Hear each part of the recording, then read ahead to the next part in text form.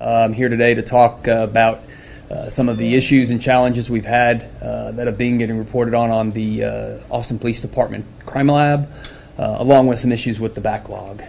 The main reason we have a backlog in the department, it's a capacity issue. We just don't have the capacity among our DNA scientists to process the number of cases for which we collect DNA evidence. We're addressing that now. We've got an agreement with the Texas Department of Public Safety. They have agreed to take 20 cases from us per month.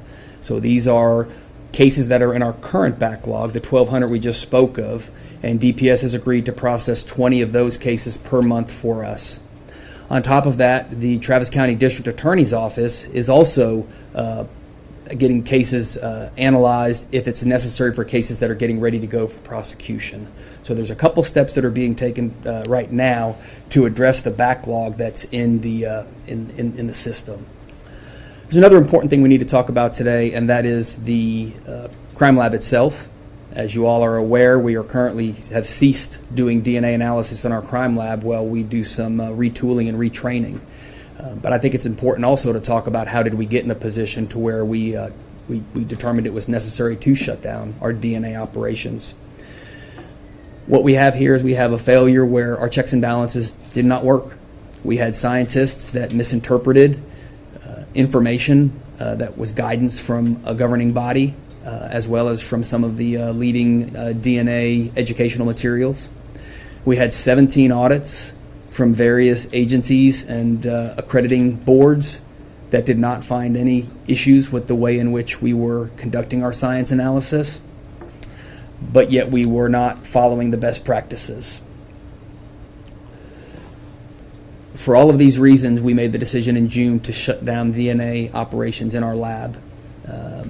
We realized that we want to make sure when we open back up that we're a better lab for having gone through this. There are a lot of lessons to be learned here.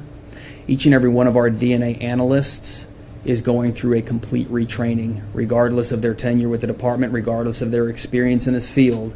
We are retraining all of our DNA analysts. We're relying on the Texas DPS lab for help with this. They've allowing us to utilize their services. They're helping train our folks. So we're getting this retraining done as quickly as possible. But again, kind of like with the outsourcing of the cases, we are at the mercy of another agency to some extent for how quickly we can get these individuals retrained. Our goal is to have our lab operational again for DNA functions in February of this month. However, it could take a few months longer depending upon the training times to get this done. Chief, some in the community say they've already lost trust in the Austin Police Department and don't think that retraining all of these technicians will simply be enough. They're calling for scientists to take control. Do you have an opinion on that?